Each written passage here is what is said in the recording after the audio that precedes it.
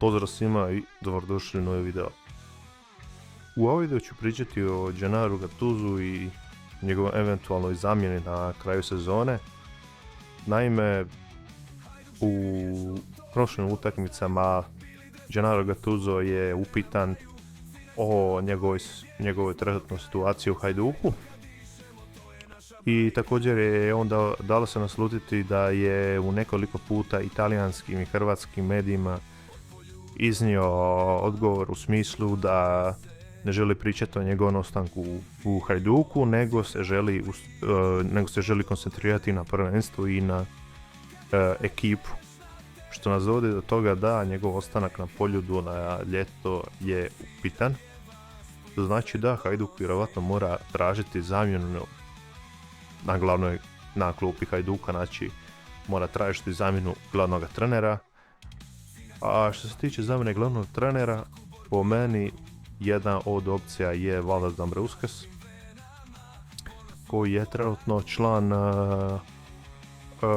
kluba u Mađarskoj, koji se ne može ni gore ni dole, znači on je trenutno na 6. mjestu.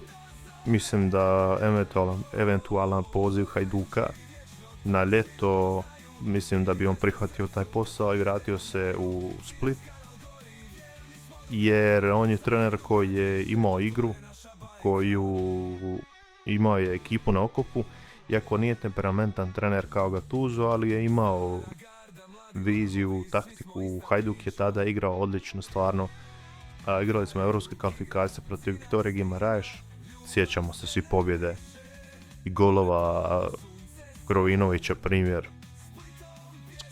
Osim Villareala, naravno skoro smo i Villarreal prošli, bilo je napeto na Poljudu, ali isto kažem, trener koji je po meni definitivno zaslužio ponovnu šansu.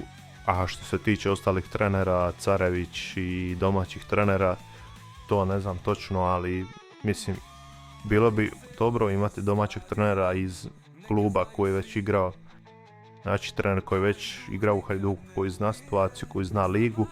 A kažem, Dambrauskas već zna ligu i poznaje i neke igrače koji su igrali u njegovom vremenu. Kostur Momčadi je ostao.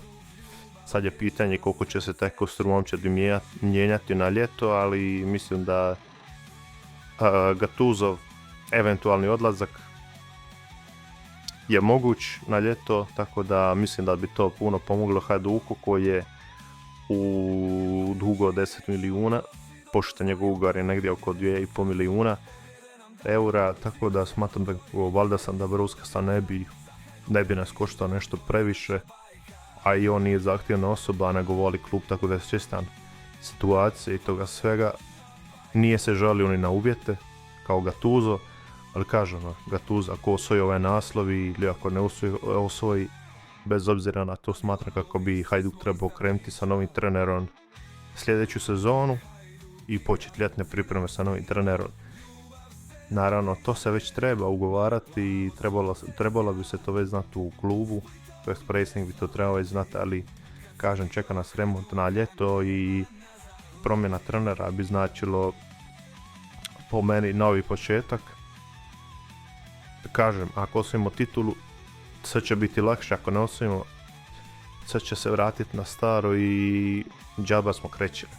Tako da ostavite like, share i preplatite se na kanal i mi se vidimo u sljedećem videu. Pišite mi što vi mislite o ovome i veliki pozdrav svima.